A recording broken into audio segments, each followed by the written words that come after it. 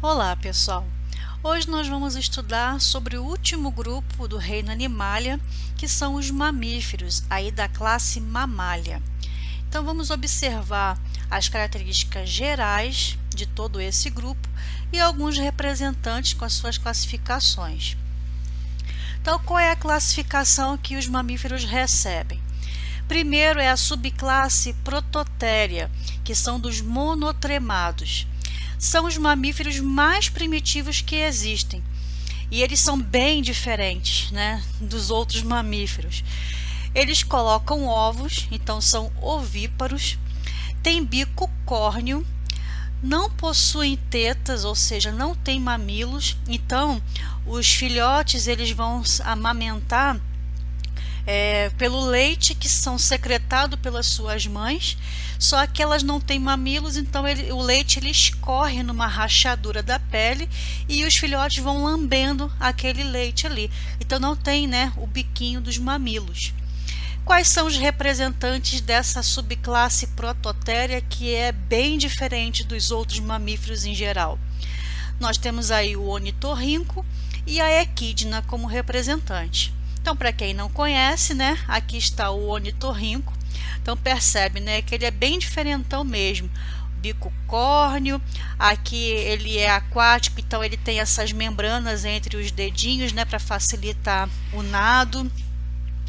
E ele é bem diferentão. Tem um rabo aqui, né, parecido com um castor, né, então é uma mistura de todos os bichos e coloca ovo, né, então ele é ovíparo, é bem diferente mesmo. Aqui, ó, você percebe como é que o filhote faz, né, para poder amamentar. Então, na verdade, isso aqui, né, está sendo amamentado de forma artificial, né, ali com conta-gotas, com leite, mas na verdade a fêmea tem uma rachadura, né, na barriga e o leite é secretado e eles vão lambendo, igual esse filhotinho está fazendo aqui, né, nessa imagem.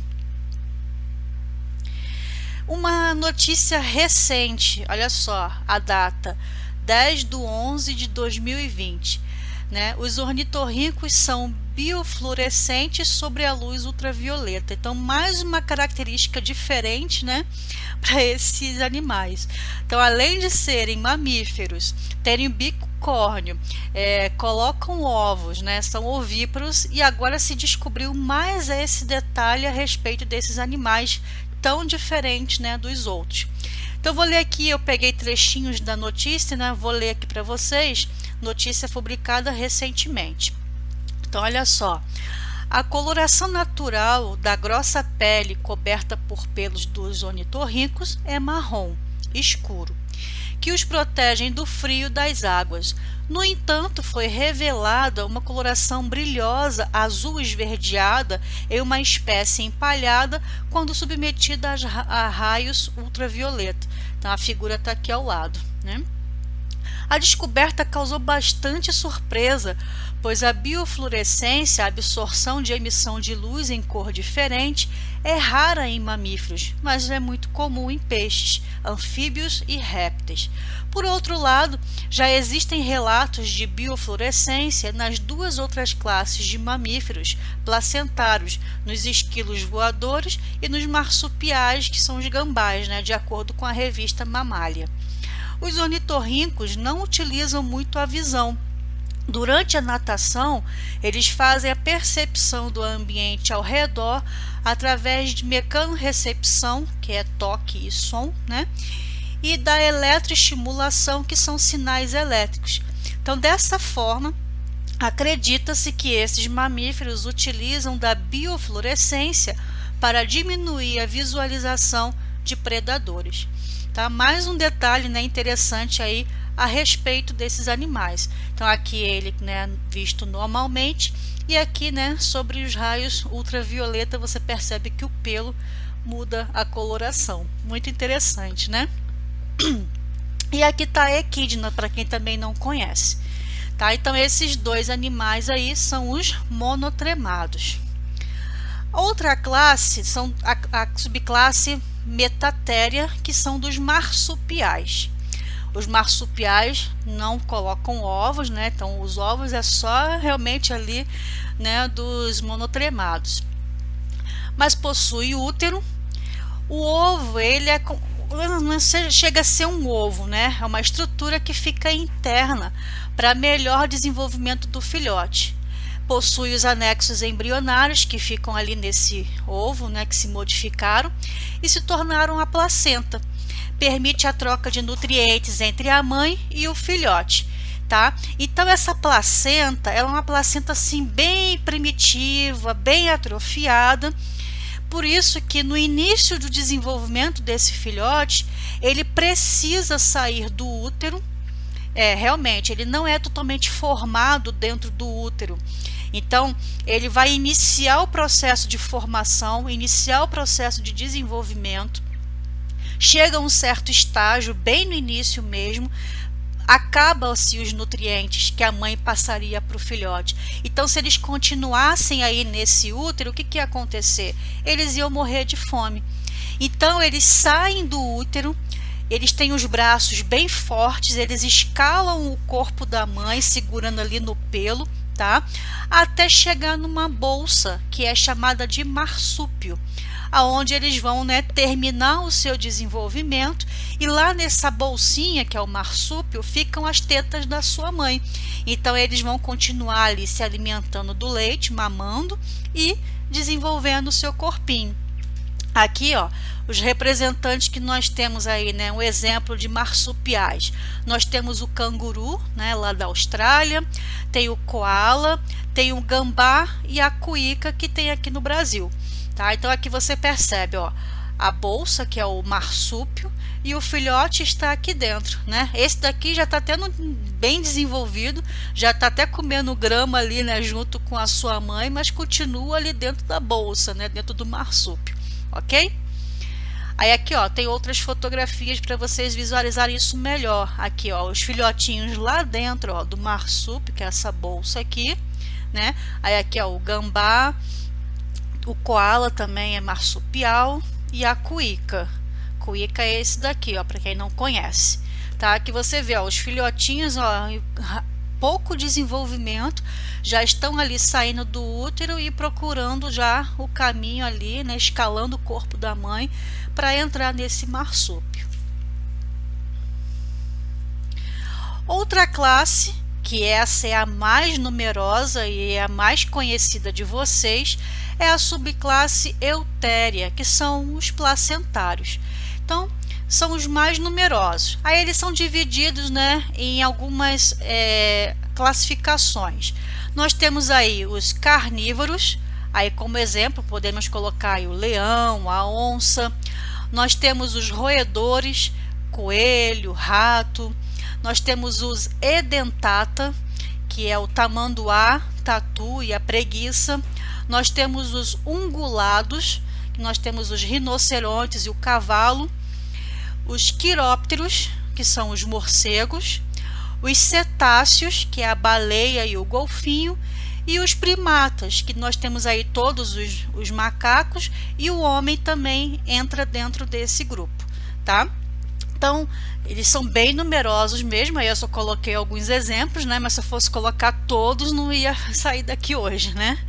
Então, esses são os placentários, porque eles são desenvolvidos totalmente dentro do útero com uma placenta, até o final do seu desenvolvimento.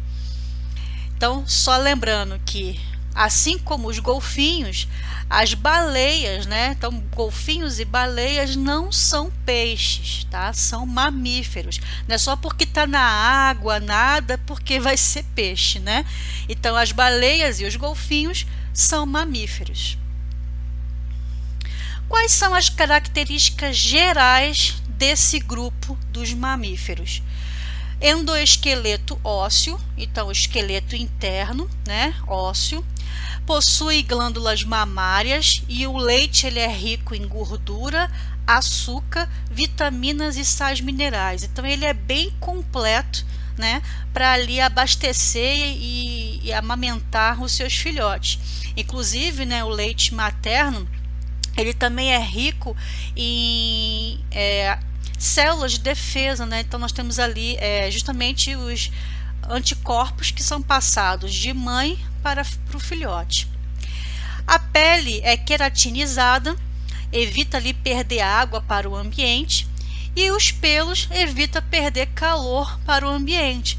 Por isso que mantém também sempre a temperatura corporal constante. Isso é uma das coisas que ajuda a esses animais serem endotérmicos.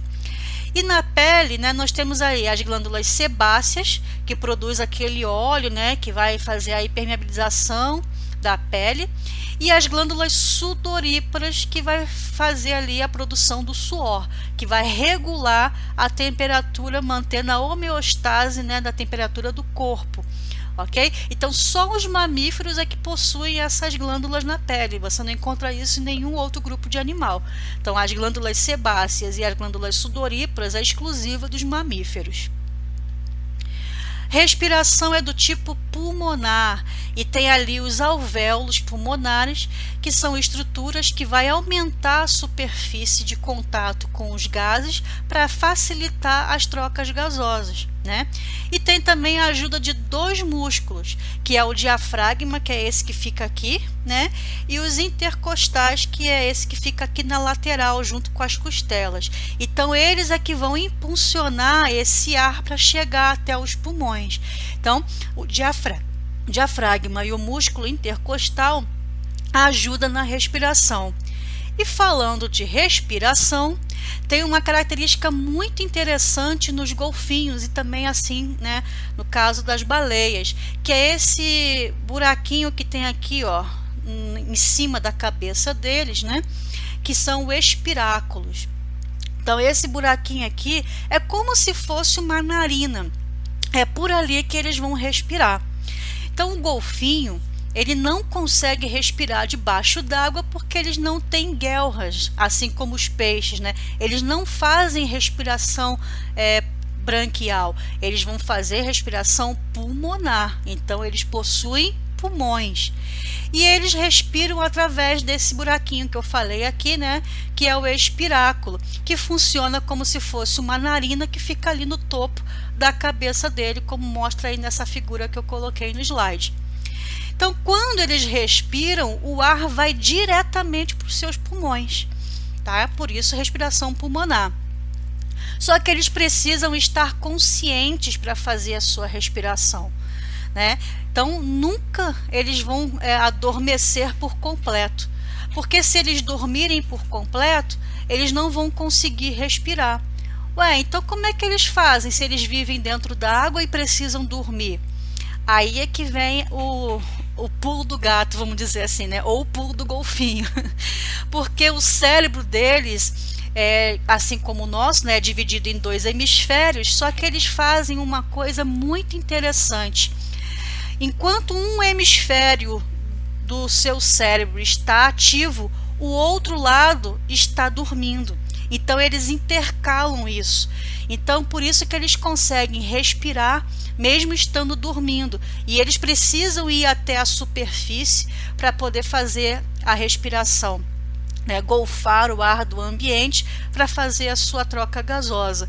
Então, enquanto que um lado do cérebro está funcionando, mantendo ali, né, a função do corpo e a sua respiração, o outro lado, o outro hemisfério está dormindo e eles alternam. Olha que interessante, né? Se a gente pudesse fazer isso, ia facilitar muito a nossa vida. A gente poderia dormir, descansar só um lado do cérebro e o outro estaria ativo, depois é só revezar, né? Então, os golfinhos, eles fazem isso. E quando estão a dormir, né, um dos hemisférios cerebrais está ativo, enquanto que o outro está em sono profundo. E isso é chamado de sono unihemisfério. Muito interessante, né? O coração dos mamíferos possui 4 cavidades, então são tetracavitários, 2 átrios e 2 ventrículos. O ramo da aorta vai para o lado esquerdo, diferentemente das aves, que foi o grupo que a gente estudou anteriormente, que ia para o lado direito. A circulação é dupla, porque passa 2 vezes pelo coração. Então, vem o sangue do corpo, vai lá para o coração, do coração é bombeado para os pulmões, onde é feita a troca gasosa e a limpeza desse sangue, e depois ele volta ao coração para poder ser bombeado para o resto do corpo, né? Lembra da circulação pequena e circulação grande, né? Então é circulação dupla, porque passa 2 vezes pelo coração, completa e fechada. As hemácias são anucleadas, diferentemente, né, das hemácias das aves, que é o grupo que a gente estudou anteriormente, que era nucleada. Então aqui as hemácias não têm núcleo. A excreção é ureia, feita por ureia, e o sistema digestório é completo, né? Então tem a presença da boca e do ânus. E falando em sistema digestório, nós temos aí o sistema digestório dos ruminantes, que tem assim uma diferença dos outros animais. Porque o estômago desses animais, eles são divididos em vários compartimentos. Então, os ruminantes, nós sabemos, né, que eles ficam lá mastigando o capim várias vezes, regurgita e mastiga novamente, faz isso várias vezes. Por quê? Porque eles não conseguem degradar a celulose do capim, né, da planta. Então ele precisa absorver esse carboidrato, mas ele por si só não consegue. Então ele tem a ajuda dos micro-organismos presentes no seu estômago para facilitar a digestão e a degradação do capim e assim absorver esse carboidrato para a sua nutrição. Então, como é que acontece? Então ele vai comer o capim, né? Vai entrar aqui pelo esôfago e vai vir aqui para essa parte do seu estômago chamado de rumen. Chegando aqui, encontra-se com vários micro-organismos, várias bactérias que vão, né, fazer ali o processo de digestão, começar a fermentar esse capim. Aí ele regurgita, mastiga, engole de novo lá para o rumen, fica fazendo isso várias e várias vezes. Depois que já fez isso trocentas vezes, na outra vez que ele for engolir, né, esse capim que ele já regurgitou, vai vir agora para essa parte aqui, ó, chamada retículo, tá? Ou também alguns livros chamam isso de barrete, mas o nome mais utilizado ultimamente é retículo. Aqui também tem bactérias que ainda vão continuar fazendo esse processo de degradação, tá? Digestão da celulose. Depois do retículo, ele vem aqui, ó, para o omaso, tá? Ou também chamado de folhoso. Você pode encontrar esses dois nomes, tá? Por isso que eu coloquei essas duas figuras aqui para vocês aprenderem os dois nomes. Então vem aqui para o omaso, onde é feita a absorção de água. E depois ele cai aqui, ó, no obomaso, tá? Também chamado de coagulador, que é o estômago mesmo, né? Que vai ser ali feita justamente a absorção dos nutrientes e começar também a fazer o último processo de digestão para que o alimento possa vir aqui, ó, para o intestino, tá? Então, diferentemente dos outros mamíferos, os ruminantes possuem o estômago desse jeito, cheio de compartimentos, né? E fora que ele faz esse processo de regurgitar e engolir várias vezes até que toda a celulose esteja totalmente degradada a ponto de absorção, né, desse nutriente para a nutrição do animal. Como eu já tinha falado, os mamíferos eles são endotérmicos, então a temperatura corporal é regulada do lado de dentro, né? E é através da energia fornecida pelos alimentos. Então precisa-se comer muito para produzir energia, ter também uma grande ventilação pulmonar e não ter a mistura de sangue venoso com arterial no coração, né? Por isso que é fechada, a circulação é fechada. Tudo isso daí vai contribuir para fazer a manutenção da temperatura corporal, que é sempre constante. Por isso são animais, né, chamados endotérmicos ou de sangue quente. Como é que é feita a reprodução desses animais? Então, existem os sexos separados, né? Tem o macho e a fêmea. A fecundação é interna, ou seja, ocorre dentro do corpo da fêmea. A maioria, né, são vivíparos, é claro, com exceção lá, né, do ornitorrinco e a equidna, que são ovíparos. Então, o ornitorrinco e a equidna sempre vão ser as exceções desse grande grupo. Presença do útero, placenta, que permite ali a troca de nutrientes entre a mãe e o filhote, e o cuidado parental longo, diferentemente dos outros animais que nasce e cada um por si, né? Aqui nos mamíferos existe um cuidado parental bem grande. E isso é importante, né, para as características, como os evolucionistas chamam, porque quanto mais os filhotes estão perto de seus pais, mais eles aprendem e mais eles sobrevivem, né? Então aí nós temos duas imagens, né, representando aí o cuidado parental feito pelos mamíferos. E você vê pelos humanos, né? Nós nascemos, crescemos e ficamos bastante tempo com os nossos pais. Tem marmanjos aí com 40 anos de idade e ainda mora com os pais, né? Imagina. Então o cuidado parental mais longo do que esse não existe, né? E como é que foi feita a evolução? Então, como é que surgiram, né, os mamíferos? Então, depois da extinção dos dinossauros, esse mamífero aí, que é o mussaranho, que é parecido ali com o gambá, né, ele tinha um hábito noturno, se alimentava de insetos. E os dinossauros se alimentavam deles, né, os carnívoros. Então, eles eram muito caçados pelos dinossauros. Com a extinção dos dinossauros, aí eles não tinham mais predadores, conseguiram sobreviver, evoluíram e deram origem a várias espécies de mamíferos que nós conhecemos. É claro que isso é a história da evolução, né? Mas cada um vai acreditar naquilo que é pertinente, ok? E o mamífero que sobreviveu a essa extinção dos dinossauros é esse carinha que está aí na foto, né? Que é o mussaranho. Então é isso aí, pessoal. Chegamos ao fim. Espero que vocês tenham gostado. Se ficou alguma dúvida, é só me mandar uma mensagem, tá? Leiam a apostila, façam os exercícios e até a próxima, então. Tchau, tchau.